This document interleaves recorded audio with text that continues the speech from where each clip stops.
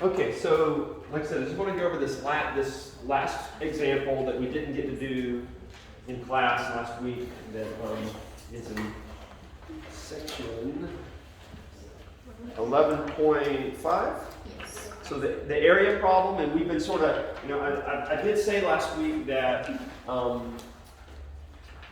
that chapter 11 we're trying to tackle two major calculus problems. One being, how do I find the slope of a line tangent, right, to a curve, just some random curve?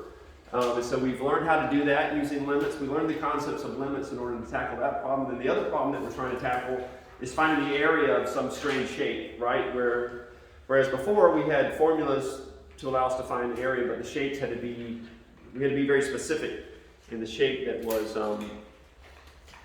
the shape of that region. So this is allowing us to find the area of shapes that have like strange curves. As long as we can define an equation that matches those curves, and we can find the area of it using limits, right? And so I'm not going to go through example 4 on page 792, but the idea that should sort of make sense is that if we have this strange shape, like and we're trying to, for example, find the area under a shape that looks like this. So we're trying to find the area of this region. What we could do as we think about that is we could divide this thing up into shapes that we do know how to find the area of, namely a series of rectangles. And I'm not drawing my lines very straight, like they should be, but it should be obvious to us that we could do all of those rectangles, and we know how to find as long as we know how high it is and how wide it is, we know how to find the area of all those rectangles. And if we sum all of those rectangles up, the area of all those rectangles, then it'll be close to the area underneath this curve. Does everybody see that? Right? Rectangle area, no issue. So what we recognize as we look at this is that the smaller we make the width of these rectangles, the more accurate our approximation of the area will be. Does everybody see that? Yes. Right? In fact, this is the way digital music works, because sound doesn't look choppy like these rectangles do. Sound looks like this. Okay? But whenever you convert it to digital, which has gotten a lot better in recent years than it was when they first started doing this, but you have a sample rate whenever you're converting that sound to digital. And the sample rate is how often are you taking a sample of the audio and creating a digital representation. And so the point is, the tinier that you make these little rectangles as you're trying to represent this curve, the smaller those rectangles are, the more accurate your representation of that sound will be. Okay, so this is a similar idea. So the smaller you make these, the more accurate your area approximation will be. And so what do we use to make these as small as possible? Well, we use limits, right? We say as the width of these things is approaching 0, we make them tinier and tinier and tinier, then we can get a more accurate version of the area. And so the basic formula that you need to know in order to find this, even if you don't fully grasp this right now, I hope that makes sense to you regarding limits. There's a diagram, a figure on page 792, figure 11.5, that shows those. They've got those rectangles drawn a little better. And hopefully you can visualize that. I mean, you can kind of see that there's some area at the top of the rectangles that's kind of left out of the area approximation, right? But if you make those rectangles even more narrow, if you make the width of those rectangles even smaller, then that area that's outside of the area that we're finding becomes smaller and smaller and smaller. And so here's the formula for the area of a plane region. And in other words, we're talking about a two-dimensional area, right? Calc 3, man, was hard, because Calc 3 then takes this into three-dimensional space and then says, you know what, we don't even have to stop at 3 dimensions. It could be n number of dimensions. And that was not a fun class. There was also a language barrier between me and the teacher, and it made it even harder. But so thank the Lord, we're sticking with two-dimensional space, right, when we talk about this. So the area of a plane region, if you say the area, so let's see, let f be continuous and non-negative on the interval of AB. So we're looking at a function. Function is continuous. Function, let's see, f is continuous and non-negative. Continuous and non-negative for interval AB. So in other words, those are our x coordinates. So for like our example here, this would be A on our graph, on our coordinate plane, right? And this would be B on our coordinate plane. And the area A is the region bounded by the graph of F. The area of A of the region bounded by the graph of F, the x-axis and the vertical line, x equals A and x equals B, is given by this function here. A equals the limit as n approaches infinity of the sum of I equals 1 to n of this function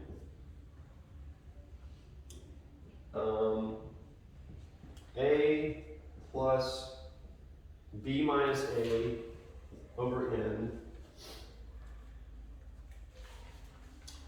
times B minus A over n. B minus A over n, there we go. And so I just want you to understand that when we're looking at this, what we're taking the sum of here, this corresponds to the height, and this corresponds to the width.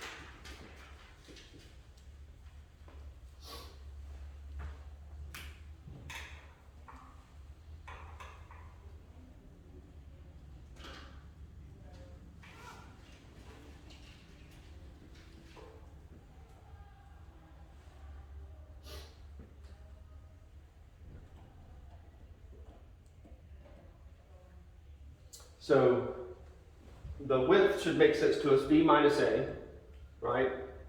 Divided by n, and you can think of that as the number of regions that we have in here. And then if I plug that value into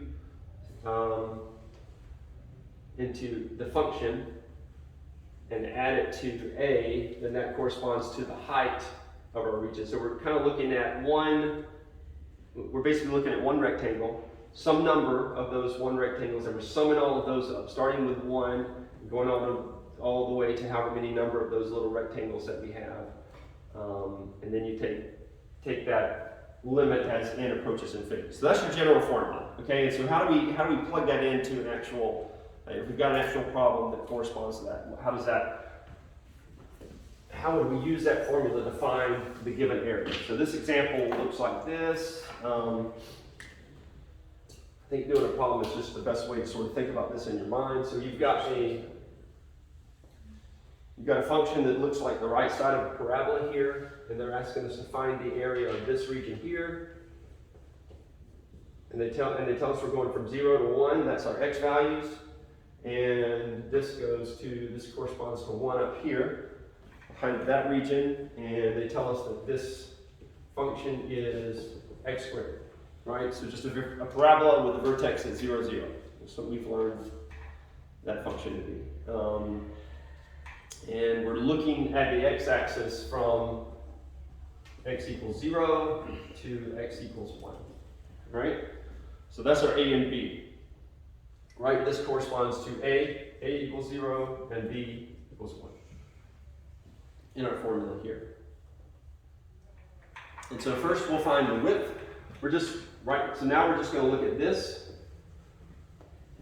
right? And we can define the width as being just B minus A over n. So B minus A over n equals 1 minus 0 over n just equals 1 over n, right? That's going to be our width. Straightforward enough? Yes? Makes sense to everybody? All right. And then let's look at, I messed up something here. Sorry, I just realized I left off the I. All right, there's the form. That's what we're plugging in the function there. And so the height then is represented by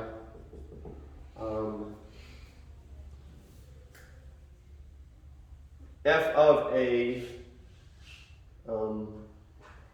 so it's equal to f of a plus b minus a over n, b minus a times I over n. So we're just going to plug in values for that. That equals f of a plus, I'm sorry, not a. Do I have an eraser? There it is. A in our case we said is 0. So this is 0. We're just plugging in values, right? 1 minus a is going to be just 1 on top right here. So we've just got 1 I over n. Okay, so we're trying to find that function there, which basically then corresponds to the function at, the value of the function at I over n. And so if we plug that into our function, which is x squared, we're saying that this is I over n squared, or it equals I squared over n squared. Does everybody see how we got it down to that? Not even thinking about sums or limits at this point, we're just plugging in values and simplifying as best we can, right? So now we're going to do approximate the sum of the area. So we're taking this thing in chunks, right? We just did the inside here. Now we're going to back up and we're going to do, we're going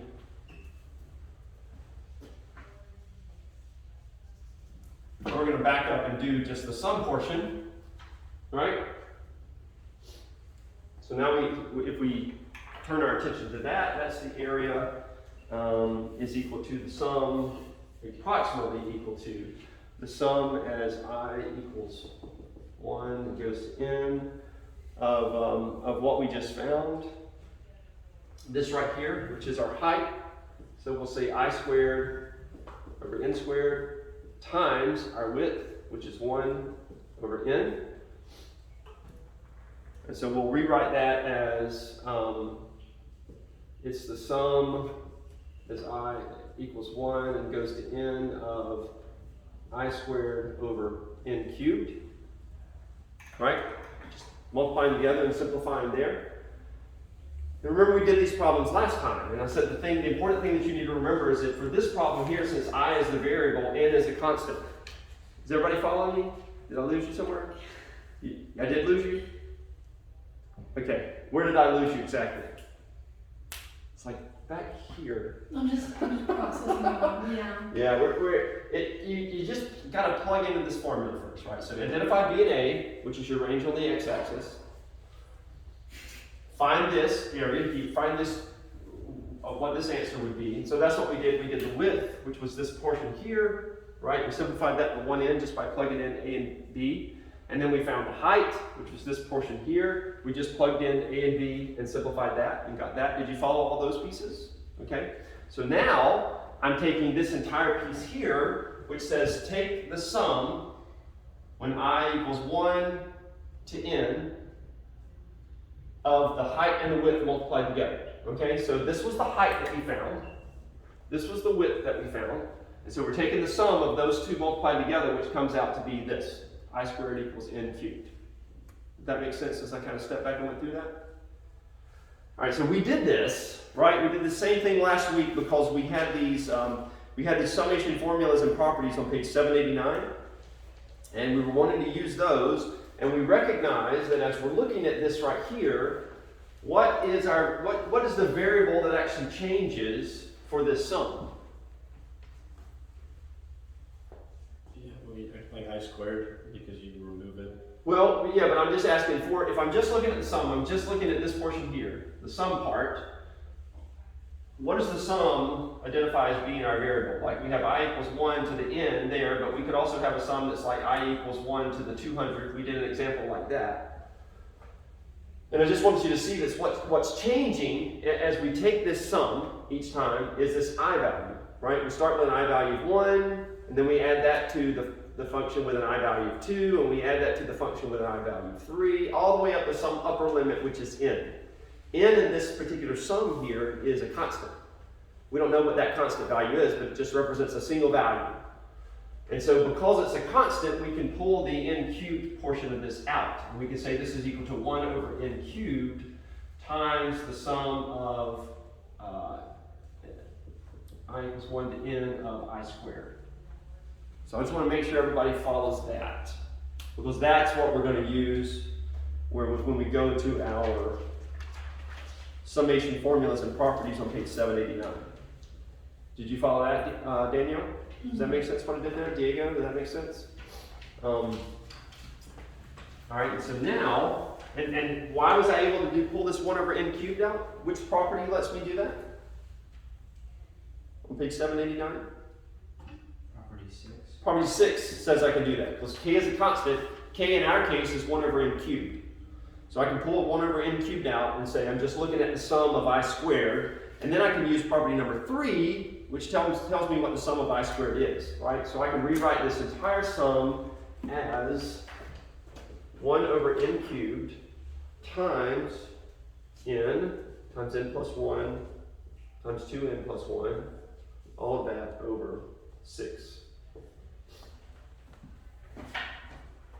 Does everybody see how I was able to use property number 3 for that?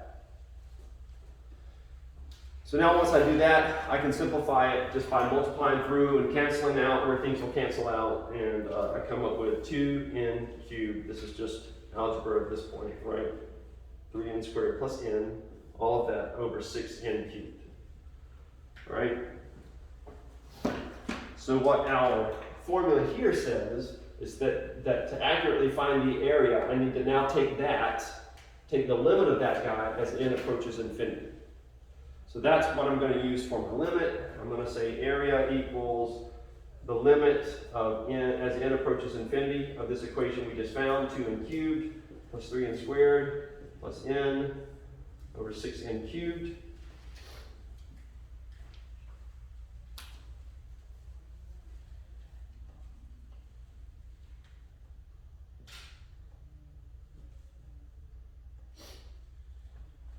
And so they said that the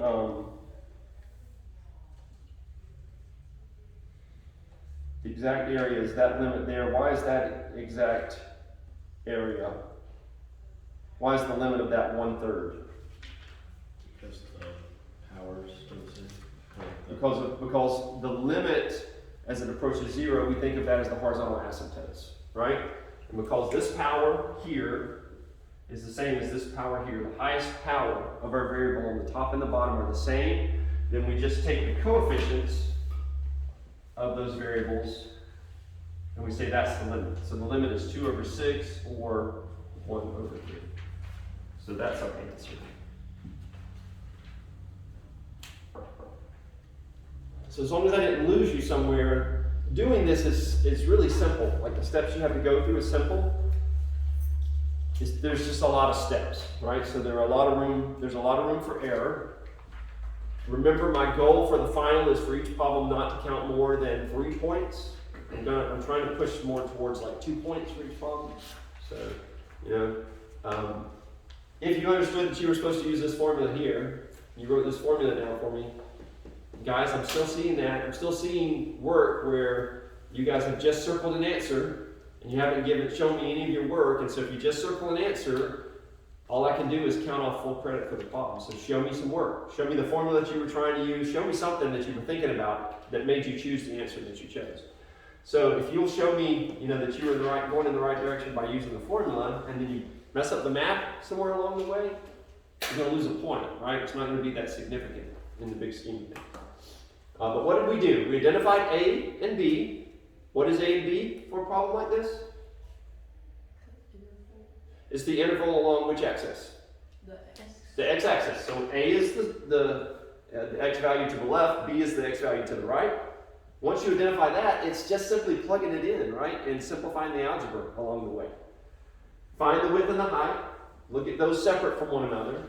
And then take those and multiply them together and find the sum of that. We have rules for finding the sum, right? And then find the limit of whatever that sum is. And we have rules for finding the limit.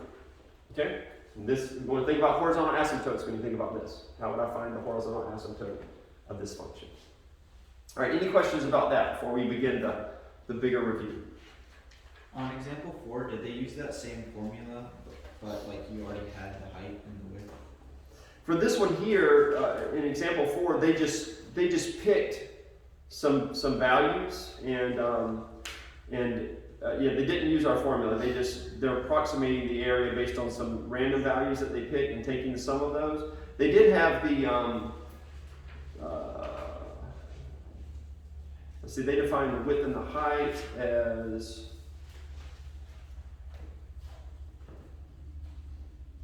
yeah, they just basically said we're going from 0 to 2, and we're going to pick, we're going to divide that up into 5 rectangles, and so that's how they defined the interval. The first interval was 0 to 2/5, 2/5 to 4/5, and then they had to calculate the height for each of those guys. So it was they're really just kind of showing you how this will give you an approximate area by sort of breaking it down into the rectangles. But then but really the key thing I want you guys to take away is the formula, making sure you understand the formula. I just wanted you to see you have the tools in your arsenal to just be able to work this formula, right? This is going to give you the most accurate answer.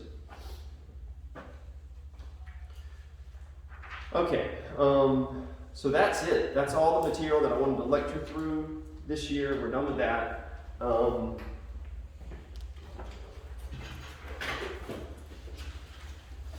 The final. Let's talk about the final. Is there, I guess I should ask, as I'm talking about the final, is there anything from this most recent homework that you're still, or anything in chapter 11 that you're still confused about, that you won't understand? Because this is the one section that we haven't had a quiz over, right? I think I told you guys the best way to study for the final is to look at your old test, right? So review the problems on your old test. I'm not going to throw anything at you that you haven't already been tested on. So that's going to be key. You guys are allowed a note sheet. I always think cheat sheet in my head, but that sounds underhanded, right? So I'll call it a note sheet. So you're allowed a note sheet for the test to keep you guys from having to write as tiny as possible and bring your magnifying glasses. That means I'm going to let you have an entire 8.5 by 11 piece of paper, right? So you can write anything you want front and back on that in order to take the final. So any questions about what you're allowed to do? We will take that in class. That'll be here. Please be in class next week, because if you're not in class, then I'm going to have to set up a time to proctor you separately, right? So this makes life more difficult for all of us. Okay? So any questions about the most recent chapter that you guys want to go over?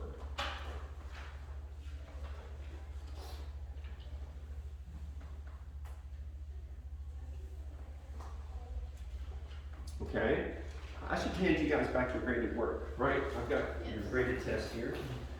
And that way you can see, you can let me know if you have any questions about the test. I did my usual, trying to write these correct answers down for you. How do you find the correct answer? You okay? Yeah. All right. That's funny.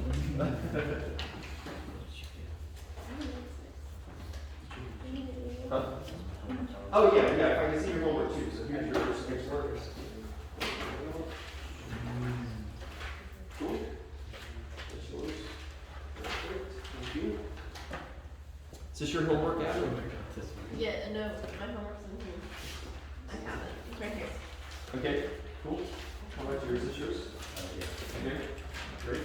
Great. That's good. Sure. Okay, perfect. So take a second and check that out. And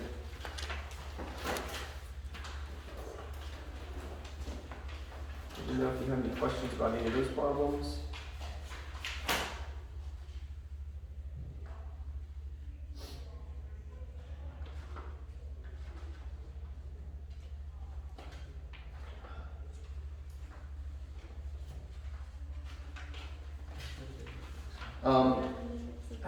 Let me say, huh? Number 8. Number 8? Okay. And let me just say real quick too, some of you, couple things to pay attention to. You need to make sure you understand what the problem is asking you for, right? So when we were finding these like with sequences in series, you need to make sure that when you're looking at a geometric versus an arithmetic sequence, what's the difference between a sequence and a series?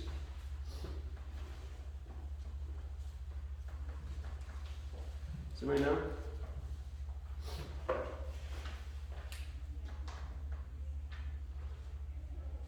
Good answer.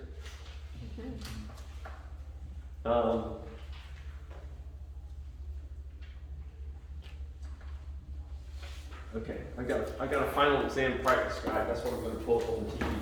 We can look through it. So for a sequence is just a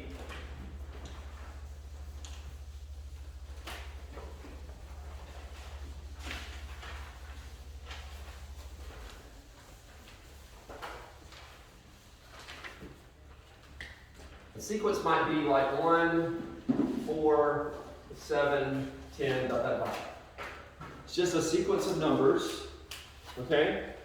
And if I look at this here, I can actually, from what we learned, I can tell you what type of sequence this is. What type of sequence would I say that is?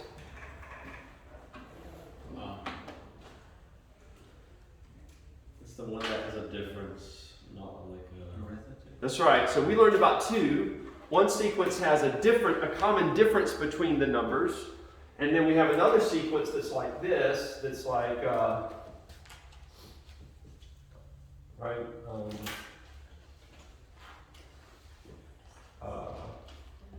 54, I think is what that would be. So this has a difference, which we define as D. What would the difference be for that one? 3, because we're adding 3 to each one. So to find that difference, we could just take any of the numbers and subtract them. 4 minus 1 equals 3, right? Always take the later number and subtract it from the number before it. That way you'll get the sign right when you're figuring out your difference. But when we're finding R, which is like the ratio of the numbers, we take this number here and divide it by the previous number, right?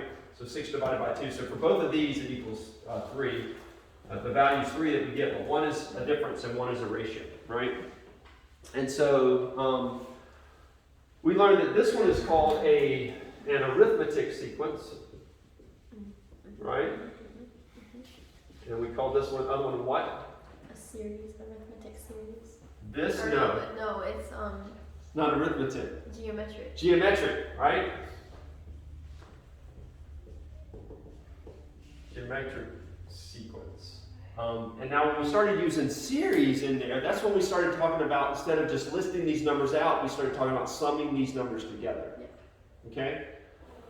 So I don't want you to get confused about what that means, but also one of the things that some of you guys missed on the test was, for example, what was this test on? 8.1 through 9.3. Okay. So some of you guys missed something that was a really simple, should have been a really simple problem. This is not the right thing. These are quizzes.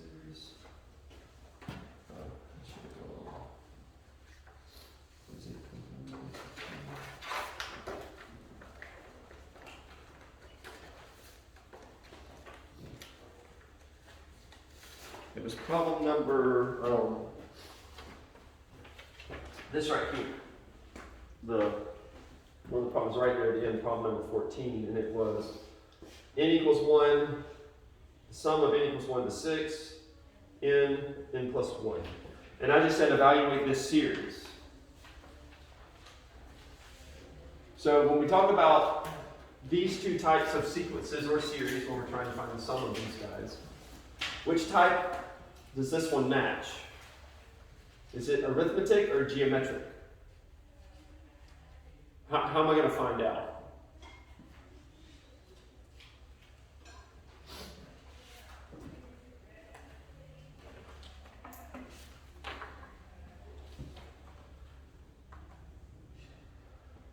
If I were to ask you that question, then there had better be an option that says neither, because that's what we have here, neither. And the way that we figure that out is we start writing down the terms. So this was what we learned at the very beginning of the chapter, just when we started talking about series or talking about summations. All right? And I had to introduce you to the idea of summations and make sure you understood that before we started talking about sequences and series. And so what we learned is the way that summations work is you have all these, you have A1, A2, A3, right, that you can find, dot, dot, dot. This one goes all the way to A6. But how do we find each of these? Well, we just take whatever this number, this subscript number here that corresponds to n, whatever that integer is, and we plug it in. So for A1, we just say A1 is 1 plus 1 times 1 plus 1, or 2. Right? We just plug in 1 for n. And for A2, we say that's 2 times 2 plus 1, which equals 6.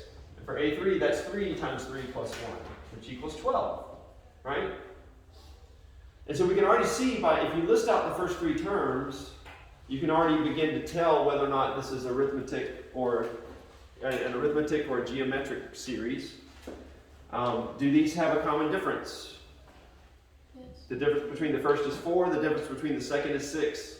So they don't have a common difference, right? Do they have a common ratio? The ratio of A2 to A1 is 3. The ratio of A3 to A2 is 2. So they don't have a common ratio either. So this is not arithmetic or geometric. So how are you going to find the summation of this? Well, you're going to have to just plug in all the way up to A6, right? We do A4 next. And what's A4? It's 4 times 5, which is going to be 20. What's A5? A5 is 5 times 6, which is going to be 30. What's A6? 6 times 7, which is going to be 42. And so we're taking the sum of these 6 values, and so you would just punch all of those values in your calculator and add them up, and that would give you the correct answer, which was 112 for this particular problem. So I don't want you to get confused about that, because some of you, you saw this, and your mind immediately went to the formulas that we learned for calculating sums for arithmetic and geometric series. And this wasn't either of those, right? This was just testing to make sure you understood what the summation notation meant. So don't forget that you can always do this, right? Just find the values and plug them in. Even if it's an arithmetic or a geometric series, it would work as well, right? If you wanted to find the first 6 terms, it would be very easy to just plug those in, plug 1, 2, 3, 4, 5, 6 in, and take the sum of that and see what value that you got. So I don't want you guys to forget about that and get so wrapped up into selecting the correct formula that you get it wrong. Is there any questions about that? All right, Diego, you said number 8. I think I figured it out. Okay, the key with number 8, and several of you missed this one. I say several of you, probably close to half had issues with this problem, right? You got to realize what we're asking for here. Determine the number of terms in the geometric series. We're looking for in our formulas.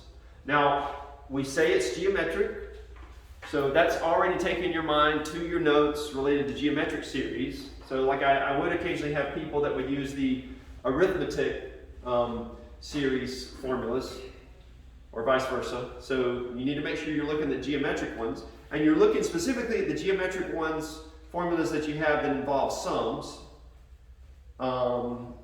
And so the one that you would use for that particular problem is Sn equals A1, 1 minus r to the n over 1 minus r. Right? Because if you'll notice, we're only going to be able to solve for n if we know the value of Sn, A1, and r. Right? And all of those values are given to us here. Does everybody see that? So Sn is 312. A1 we're given as -3. And 1 minus r we're told is -5. And 1 minus -5. Like that. So that's our entire equation now with all the values that we have plugged in. And so we just have to simplify this guy. So the first thing that we do is I'm going to divide both sides by -3 to get that -104 is equal to 1 minus -5 to the n. Now I want you to see something here. I cannot take this and turn it into 1 plus 5n. Why can't I do that? Because the negative 5's to the n power, so you have to do That's- that first before you can change. Yeah, we don't know what n is, so we don't know if n is positive or, Negative. I'm sorry, not positive or negative. We're assuming that it's positive. We don't know if it's even or odd, right? If it's an even power, then the sign we know is going to be positive.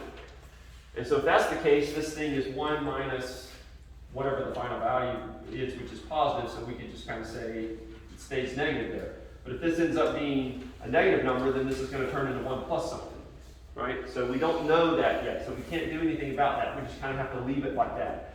This bottom part, however, we can. 1 minus a negative 5 is the same as 1 plus 5, so we can change that to a 6, right? And so if I multiply both sides by 6, I get negative 624 equals 1 minus, again, I'm going to leave all this in parentheses, 1 minus negative 5 to the n power. And then I'm going to just swap sides for these guys, so the negatives go away. So I've got a negative 5 in on this side. It's going to equal 1 plus 624, or 625, sorry.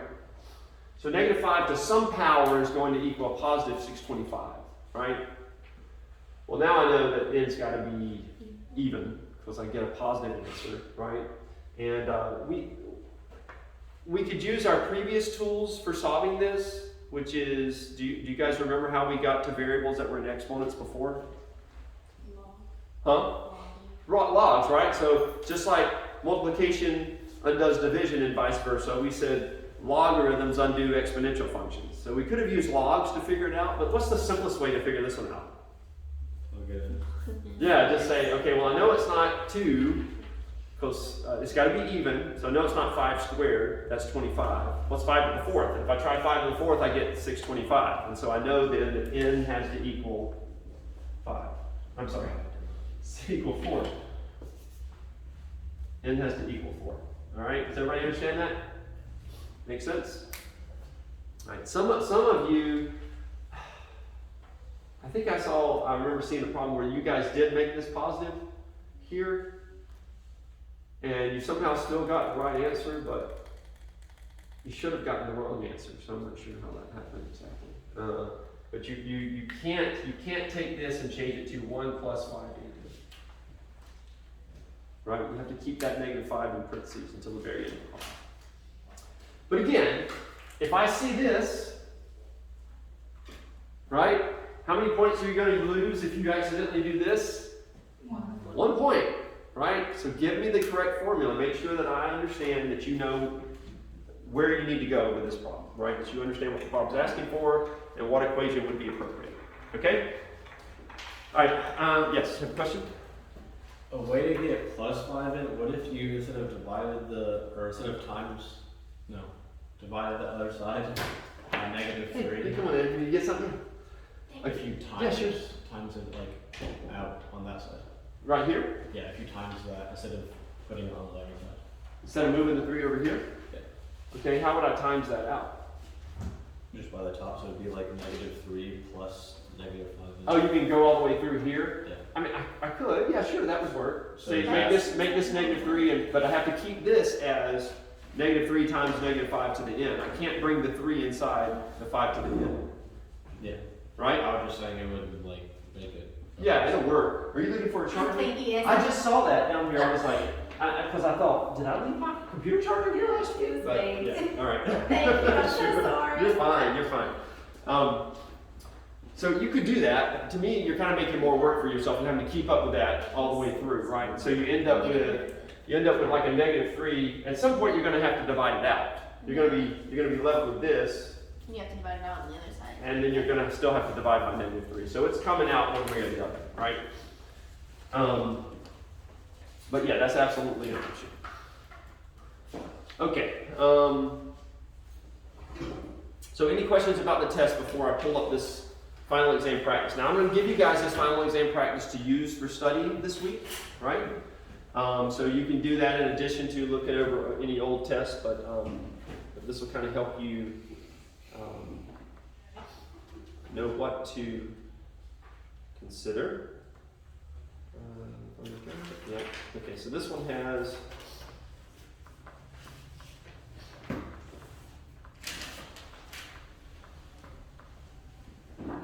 So this one had, this has answers at the end of it. Let me go ahead and put that on the TV. How much will the test be weighted? In other words, how much will it count as far as your final grade goes? I think it's just 20%. Let me double check that. Let me not plug this in because I got to pull up grade rate in order to do that. Don't want any.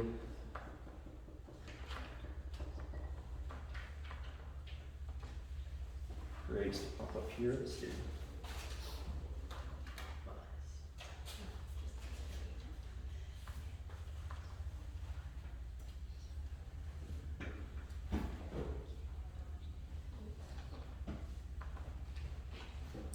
So,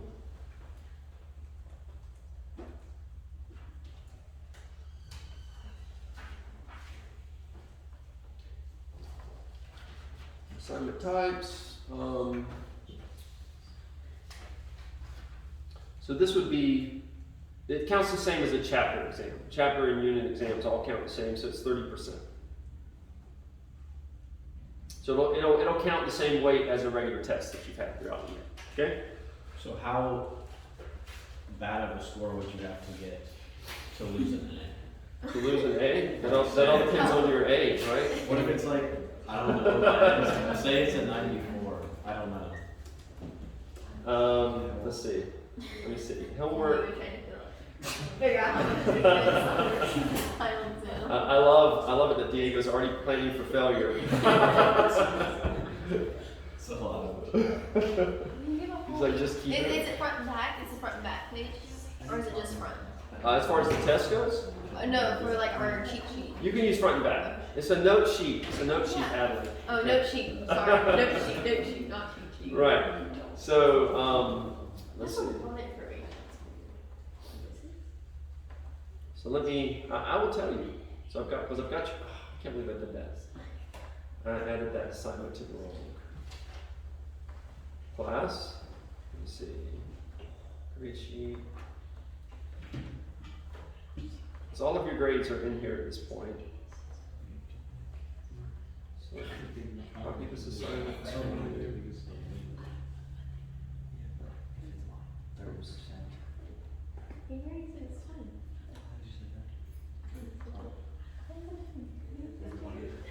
You just said 30. He said 20. Yeah, he did. And then he said actually it's 30.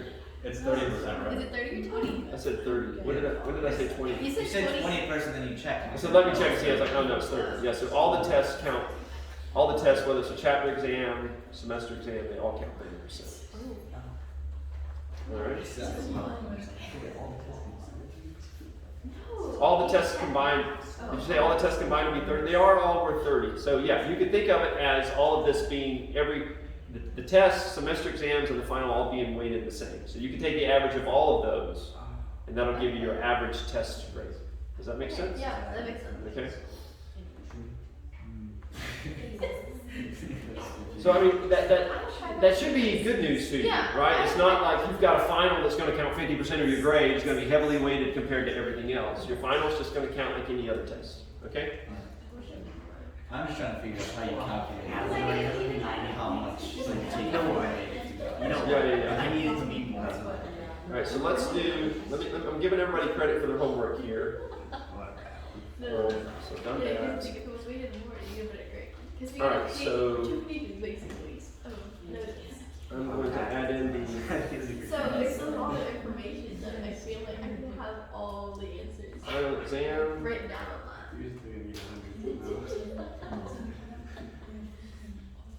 So here. that. The time limit is what's going to get me. Yeah, we were time limit. Oh wait a minute. I'm sorry, guys. Wait a minute. I told you wrong. I told you wrong because I was looking at the wrong class. I knew that because I added that assignment to the wrong class just a second ago. So your final Is oh, it's not gonna look is 20%. Oh, okay. So the chapter exams count 40, and the final counts 20. So your chapter exams count way more than. Why? How does that work? Why? Why? Because I would rather you guys get more credit for looking at smaller chunks But what if I get than a testing better your on the recall final? of the big information. Thank you. Right. And I want to See, get it's more. okay. You And we're learning something here. You can't make everybody happy. It doesn't matter how you do it. There's always someone going to go, why? I'm planning on acing the final, and that's going to bring my grade. You said tests. Tests count more than the chapter tests count more than the final. Think of others. They count 40% of your grade. So you'd have to do like double that. Yeah. So I can tell you exactly what you need to make. Does anybody want to know exactly? You know what? I'm going to pause this because we're kind of getting. All right. So here's the sequence. First 4 times in terms of sequence, we just went over that. Easy. You just put You should know how to do N it. is 1. Just plug it in. Plug in 1, then plug in 2, then plug in 3, all right, plug in 4. Easy. All right, so here's 2 and 3. That's exactly what I was talking about a minute ago. Yep. Can you tell the difference between arithmetic and geometric sequence and identify whether it's one or the other or neither? Yes. Right? So you're either going to see if they have a common difference, or if they have a common ratio, or if they don't have either of those, then it would be neither, right? So any questions about those? Nope. Now, even if someone says no, those of you that may be thinking yes, let me know, right? We can go through it real quick. This, I tell you what, I'm going to jump past this stuff because this is what you just got tested on, right? And I asked you guys if you have any questions over that material. So I'm not going to look at this yet. We're going to go past that and see what's identify the center and the radius of each. Now, you guys also had this, Yes. right? Mud. So this is the Center. what Oh, yeah. what kind of? Tell me this. What shape is this here? A square. Square. Oh. He's right. He's right. The coordinates. That's where you have to be more specific. What shape is the equation defining?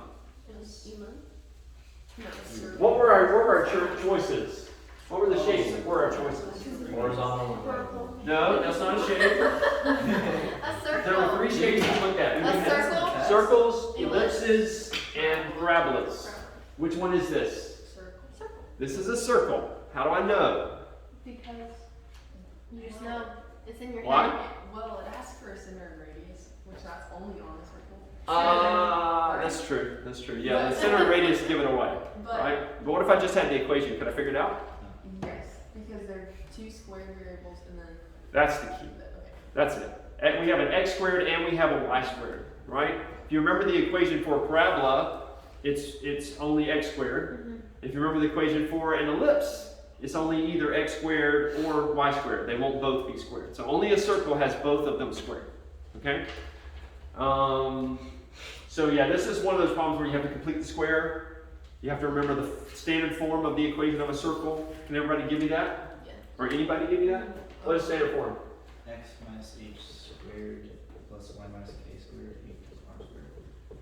Equals r squared, right? So that's it. So you'll complete the square, get it in that form, and then you should be able to sketch the graph, right? Number 12, we're kind of giving you other information. Number 12, you have to remember to use the distance formula to find the radius, right? You're going to have to know the distance between the center and the point on the circle. Anybody need me to review that? No. Okay. Says Adeline. Anybody besides Adeline need me to review that? Okay. Make sure you know the distance formula. So now we're doing limits. We spent a fair amount of time on limits. What's the first thing you're going to, what are you going to always, kind of your go-to move with a limit like this? You're going to try doing what first? Just plugging it in, right? So the limit of number 13 is what? 1. Negative. Negative 1, because there's a negative. Yeah, there's negative. So just negative 1, right? So that's what you're going to go to first when you run into scenarios though where plugging it in directly is going to give you division by 0.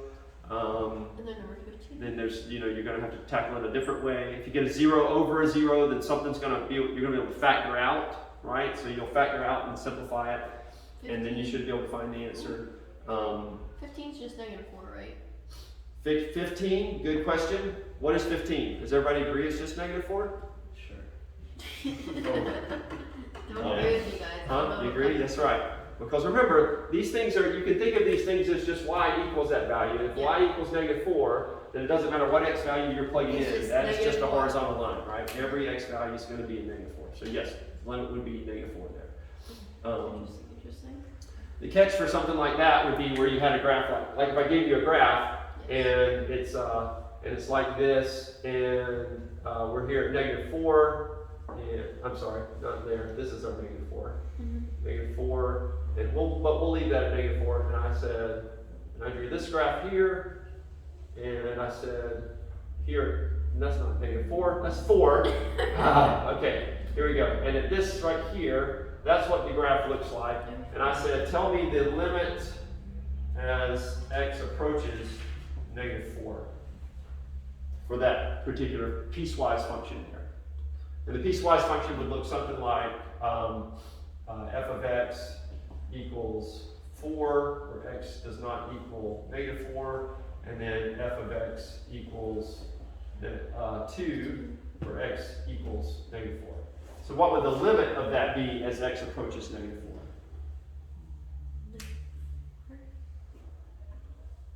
You got two choices. It's either going to be 4 or 2. Which one would it be? Adlin says it would be 4, even though the function's not defined at -4. You sure about that? Wait, don't make me doubt myself, Mr. Walker. I don't know. Probably not, because you asked that question. 2. Diego's gonna be I don't know. playing devil's advocate and say 2. Is there a limit? All right. There's a limit. There is a limit. Like So here, you come in. You can sit in the back. I don't know if you guys have met my son Joshua. This is my youngest son Joshua. He's in computer science, so he's going to work on that. So here's what you have to remember about limits. That's different from the exact value of a function, right? Yes. F of -4 is not defined, Yeah. right? I'm sorry, it is defined. It equals 2. Yeah. F of -4 equals 2. But limits is not talking about what's the precise value. It's saying what is the value approaching as you approach that x value from the left and from the right. And as you approach it from the left and the right, since every value except for the point right exactly there, every other value is 4, the value of the limit would just be 4. I got it right. So you would be right. That would be the answer for that problem. Okay?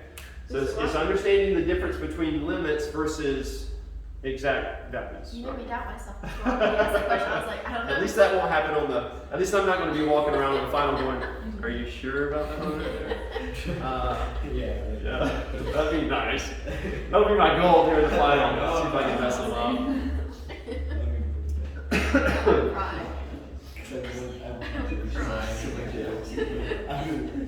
So that's kind of what number 20 is doing there, right? It's the limit of f of x as x approaches 1, and at x equals 1, the value of the function is -3.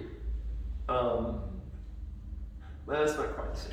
Because actually, if you plug in 1 for, no, I don't know, Mr. Walker. -x squared. Let's think about that one real quick.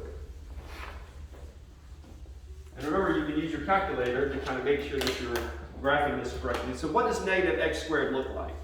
Good question. Very good question. You guys should know from our parent functions, what's x squared look like? It's a problem. It's a parabola, right? It's a parabola. Yeah. And if it's got a negative sign in front of it, then instead of opening upward, it's going to open downward, right? So if I plug in a -1, I get a -1. And if I plug in a +1, I get a -1. So it's going to have these points here. And then like if I plug in 2, it's going to be down here 4. All right, so it's going to look, Something like that. it's going to look like this here. Beautiful. Isn't that nice? So even. Yeah, I've been working on that for years. You guys, maybe in 20, 30 years, you'll be able to do that. All right, so that's cool, except for when x equals, oh man, -3. So I needed to go one more over, right? So -3, we're all the way down here at 9, right? 1, 2, 3, 4, 5, 6, 7, 8, 9. So I'm close. Almost got it. So is it -3 they asked us about? Well, isn't Oh, no, they asked us yeah, at it's one. just -3. It's at Yeah. 1. I'm sorry. I didn't. That's know why I was that. about to say, Mr. Walker. Yeah, thank you. Thank you for not correcting me publicly. So at x equals 1, it's down here at -3. Mm-hmm. All right, so it's saying there's a point right here, right? Yes. For x equals 1, and they're saying this point is undefined. Interesting. Isn't that interesting? That's a little. So this actually is the same type of problem. Yeah. Because again, you're looking to see, you're not looking at what the exact value of the function is at 1. You're looking to see what is it tending towards as x's go this way. I shouldn't have drawn it like that because x's don't go downward. X's just go across this. So as x goes this way and as x goes this way and approaches 1, what is the value doing? And those values, as we get closer and closer from the right and closer from the left, that y value is approaching -1, right? So the answer for this one would be -1. -1. Beautiful. You guys get that? Yes. All right. Now, just glancing quickly at number 22, is there a limit to number 22? No. No. There's not a limit. There's not, because as you approach that point of 3, there's no limit. They're approaching different values from the left and the right. But notice 22 is asking you what's the limit as it approaches that value from the left, because it's 3 negative. So is there an answer for that?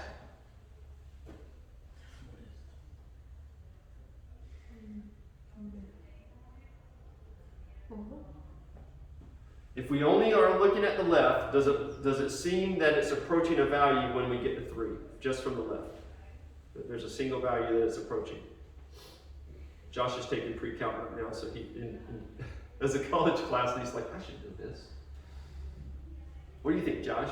Is there a limit as you're approaching? Have you done limits yet? I've been asking right now. Okay. If you're approaching from the left, there is a limit, because the value from the left is always 5. Oh. Do you guys see that? The value from the left is always 5. So as you're approaching 3 from the left, since everything to the left of 3 is 5, then you would say the limit is 5 for that one. Okay? But if I asked you just for the limit as x approaches 3 and didn't specify from the left or the right, you would say there's no limit. Because they're approaching different values. And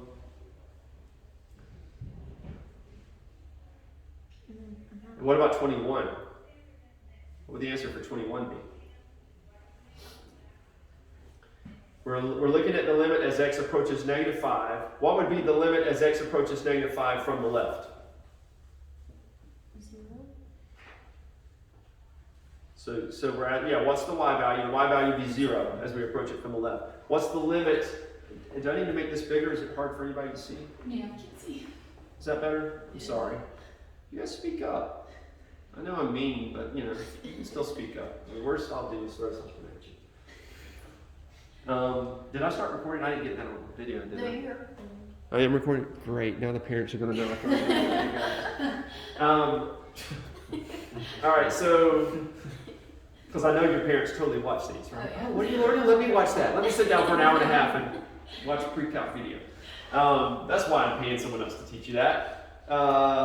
So from the left, it's going to be 0, but what's it going to be from the right? Well,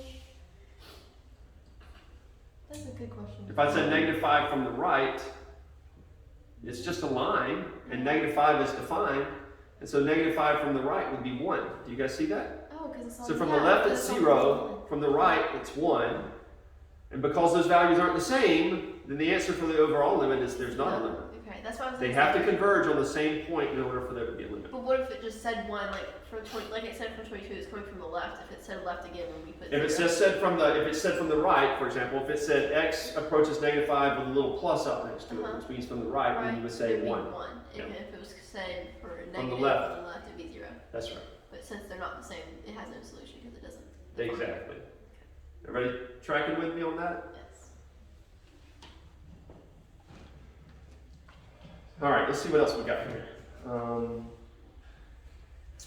Use the definition of the derivative to find the derivative with respect to x. Again, this is new stuff. This is what we've done most recently. We've got 15 more minutes, so I'm going to pass that, unless you guys want me to stop on it. and look at these real quick. Because we haven't done any of these trig functions. Sine of -1, we're asking for the exact value. The inverse sine of 1/2. How would I go about figuring that out?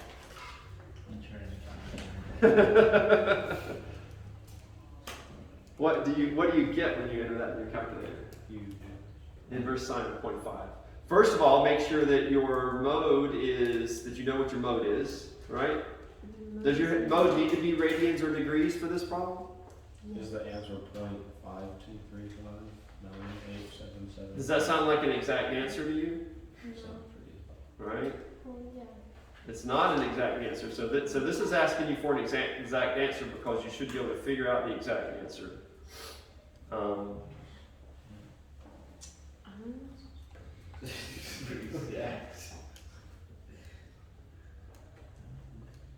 So the exact answer is pi/6.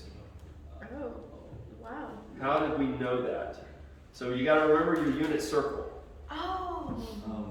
You guys The remember, you guys unit remember that? circle is So coming your back. unit circle, right? Woohoo. So here's our unit circle. We've got 0 or 2 pi here.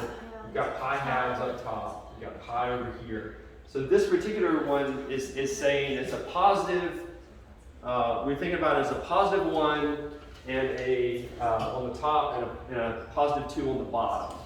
Okay. So if we're looking at sine, the inverse sine, and so if we remember what our functions were, we had, Pi force. we have, we've got one where we've got an angle of 30 degrees, Just pi 6. and then an angle of 45 degrees, Pi 4. and then an angle of 60 degrees. Pi 3. Right, so this is pi/6, this is pi/4, and this is pi/3, right? Yes. And so if this is 30, Oh, if it's just. this is 30 degrees or pi/6, right? Then we have to remember our special triangle, 30. which is 30, 60 No, triangle. This is 1, this is square root of 3, and this is 2. So if I'm looking for the sine, where it's 1/2, that's going to be the sine of 30 degrees, which is also the same as pi/6. Oh. Yeah, I remember. You remember that now? Yeah. Yep. How do you get that from -2x minus 3? Well, no. No, we're on 24. 24. Sorry. That was the derivative. That's the derivative question. Jaco's been lost this entire time. It's like, I know he's going to bring that in at some point. No, I'm trying to so I'm trying to find the sine inverse of 1/2. Right? So I'm thinking about you can think about it like, you don't even have to think about the unit circle if you remember your special triangle, Yeah. where 60 degrees equals pi/3. Right? And if you can remember your unit circle, then it should be obvious. The sine of 1/2 has got to be pi/6. How did you know to do it at the triangle at pi/6 though? Because I recognize 1/2. So if our other special triangle is 45, 45, Yes. right? So 45 degrees or pi/4, right? Yeah. And what were the values on my triangle here? Do you guys remember? Well, guess we'll let for This is not going away if you do future math. So make sure Yeah. you one root 2. 1 square root of 2, right? Yeah. So those were the values. And so for this one, I know I'm always going to get values like the sine. Remember, sine is, if you think about it with the unit circle, sine is always y/x. Yeah. Right, so you can think about, I'm sorry, I told you No, wrong. yes. Sine is the y value, cosine is the x value, tangent It's. Oh, is wait. y/x. But if you think about this one, for sine of 45, or which equals sine of pi/4, you're going to have the values 1/√2, which is square root of 2/2. Cosine of 45 is going to be the same thing, square root of 2/2. And then the tangent, which is of 45, which is opposite over adjacent, is going to be 1/1. So those are kind of like the key values for tangent, sine, and cosine. And once we have these, we can also find the cotangent and the secant and the cosecant, right? Because cosecant is the inverse of sine, right? So cosecant would be 2 over square root of 2. Cosecant of 45 degrees equals 2 over square root of 2, which turns out to be square root of 2. Secant is the same thing. And then cotangent is just 1 over 1. So that's just going to be 1 again. So these are our key values that we remember for that special triangle. And you can have corresponding values for all of these guys, right? So you just have to know what those are.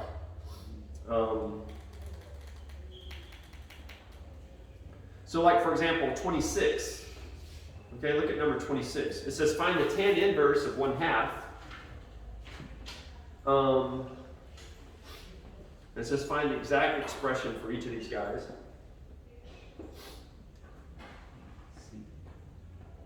Does tan inverse ever equal 1/2? Tangent is opposite over adjacent. I can't get that anywhere for our special values.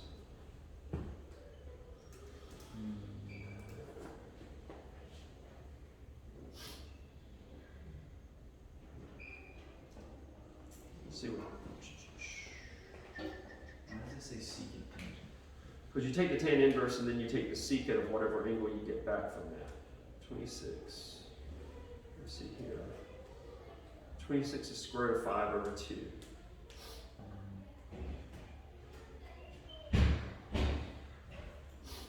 If you punch in tan inverse of 0.5 in your calculator, do you get an exact answer? No?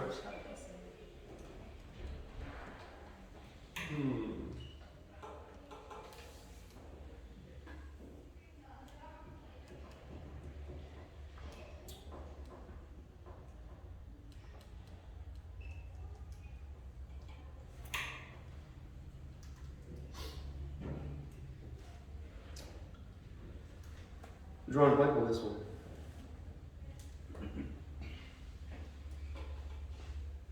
I'm gonna take that one. Let me take that one on the side. 26 on review. Let me write it here. Work out number 26. I'll work that out at home and then I'll send you guys a video of that. Okay, on how to do that. It's not clicking with me offhand. What I was expecting to happen is we would take the tan inverse and realize that since this was asking for exact answers again, they would relate again to one of these special triangles, right? And yeah, we don't get 1/2 for any of those. Is it, it wouldn't be that you use those to using The identities or something? no, like, 1 square root of 1 squared plus 2 squared, and then you can find the, hypotenuse, and then you use that ratio with the secant. I'm not sure. Oh, you mean like using Pythagorean theorem? Yeah, so if you use, because they did these in the Saxon one. Yeah. I don't think I could use Pythagorean theorem for that. Oh, I see what you're saying. Yeah. Oh, I got you. I got you. So tangent. So if we said this is angle theta, okay, and we were taking the tangent of that was 1/2, then this would be 1 and this would be 2. Yeah. Does everybody agree with that? Yeah, you're exactly right, Josh. We'll write Josh's name on the board. That's it. Good call. See, hey, I taught him math, so just saying. That's false. He gave us these diagonals. But who answered your question with the dicey design? Okay. So that's the tangent of theta, and so he's right. We could find this out. If this is c squared equals a squared plus b squared, right? So c equals the square root of 3. No, square root of 5. Yeah. Square root of 5. Everybody see that? No. You don't see that? So 1 squared plus 2 squared is 1 plus 4, which is 5. Yeah. All right. Oh, you took the square root of c. And so that's what I did. see it. I had no Square root. idea what you did. Yes, You're I good. understand. All right. So c equals square root of 5. Everybody with me? Yes. All right, so now, if I'm asked for the secant is the inverse of sine. So if sine is opposite over hypotenuse, secant is hypotenuse. No, one minute. No, It's cosine. Cosine is adjacent over hypotenuse. So hypotenuse over adjacent would be the secant. And so the hypotenuse, which is C, which equals square root of 5, over adjacent would be square root of 5 over 2. Beautiful, Mr. Walker. All right. How do you know like where to put the theta again? I could have put it anywhere, I just know that it's got to be, we're finding You the just have to put it tangent, over to the spot. and the tangent is opposite over adjacent. So that's why I put the theta there, right? If you flip the drawing. I could have put the theta here, it's just if I put the theta here, I needed to make that 1 and make that 2. 2. You just have to Right, flip yes. it to the number. Back to 24, or I guess it could. All right, just to make What's- sure it doesn't involve this equation Yeah. here, right? Okay, all right. What's the difference if you just use sine and not inverse of sine? Well, Inverse of sine gives you the angle, whereas sine gives you the value at that angle. So sine has to do with the relationships of these sides of a right triangle, right? So if I take the sine of the angle, it tells me that that's going to be, like for this one, it's going to be 1 opposite over hypotenuse, 1 over square root of 5. Whereas if I take the inverse sine of 1 over square root of 5, it tells me what this angle is right here. So the inverse functions give you the angle, whereas the trig functions give you the numeric value that's one side over another. Pretty much if you had done sine of 1/2 instead, you would have been taking the sine of an angle of 0.5. 0.5, that's So right. a very tiny angle. And depending on what mode your calculator was in, you'd either been taking an angle of 0.5 degrees or 0.5 radians, depending on your mode, right? So yeah, one gives you an angle as the answer. One's going to just give you just a number. That's the relationship between the lengths of the triangle defined by that. All right, we're pretty close. We got 5 minutes here. What about reducing the following to one trig function? Do you guys remember that?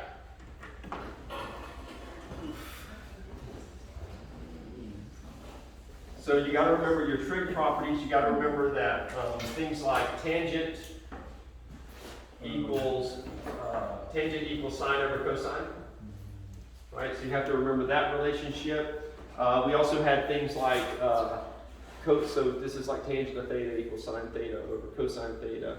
You had sine squared theta plus cosine squared of theta equals 1.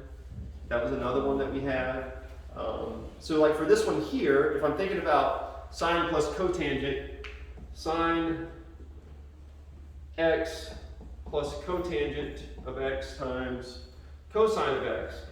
One way to kind of tackle these is to try to convert every function in there to sine or cosine. Okay? So sine of x plus cotangent is, if tangent is sine over cosine, then cotangent is cosine over sine, right? So I could say cosine of x over sine of x times cosine of x. So that's going to give me sine of x plus cosine squared of x over sine of x, right? And then I could get a common denominator, which would be sine of x. So I could say this is sine squared of x plus cosine squared of x, all of that over sine of x. Everybody see how I did that? Right? And so based on this identity now, I could say that's 1 over sine of x. And what is 1 over sine of x? If I reduce that to a single trig function, which it is. What is it? What's the inverse of the sine? Oh, I forgot what it's called. Huh? Cosecant, right? So cosecant of x would be the final answer for that guy. Any questions about how I took those steps to get to there? No, it just seems easier now than it did before. Does it? Well, good. That's good. So yeah, you need to remember these relationships, how they're related to one another. There's a couple of other identities, like there's like a 1 minus secant squared of x equals, I don't remember those off the top of my head. I always have to look those up. That's why you guys have a note sheet. Not a cheat sheet. Because it's a good sheet. Note sheet. Okay. And then let me just real quick solve each equation from between degrees. Now we're kind of out of time for doing that. Just look over those. Don't forget this right here, 32, 33. Joshy's just been in the weeds of this, right? This is the law of sines and the law of cosines. So remember that. You all remember those? There's just some formulas that are associated with those, but you got to remember with the law of cosines, there's the possibility of there being no solution, one solution, or two solutions, right? So the law of cosines is a little bit harder from that standpoint. Find the area of each triangle to the nearest tenth. How would you go about doing that? What did we use? We had some formulas for finding the area as well, right? The like Aaron's area? Yeah, that was it. That's right. So there was I knew there was some special formula. I don't remember that off the top of my head. I'd have to look that up. But that's what you're going to want to study for that. Okay. And then it looks like this thing kind of ends up with the matrices, right? So any quick question? I think that's the last thing on here. Yeah. Any quick questions about matrices before we disband? Or anything. I'm happy to try to answer anything, and even if we need to stay a little bit over, I'm happy for that. But I don't want to keep you guys here since we're out of time if you don't need to stay.